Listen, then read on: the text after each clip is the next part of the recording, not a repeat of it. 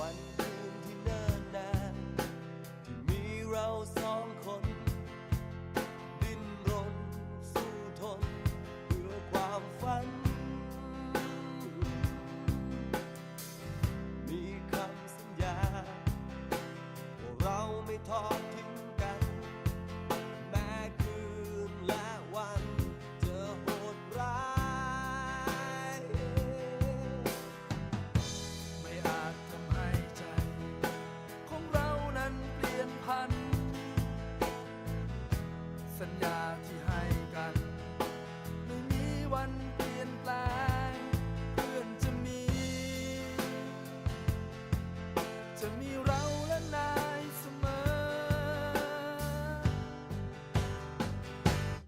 จากวันนี้จะมีเราและนายจดจำไว้ตลอดไปไม่ทิ้งกันหากมีเราจะมีนาย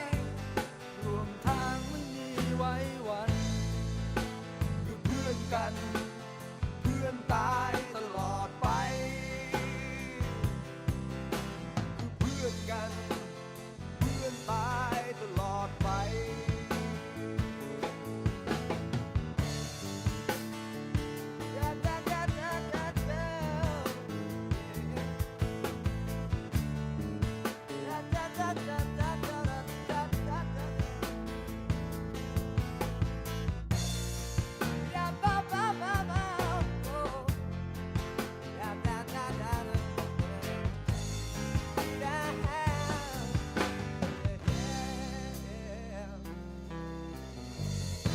ไม่อาจทำให้ใจ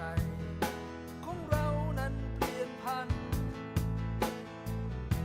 สัญญาที่ให้กันไม่มีวันเปลี่ยนแปลงเพื่อนจะมีเราและนายเสมอจากวันนี้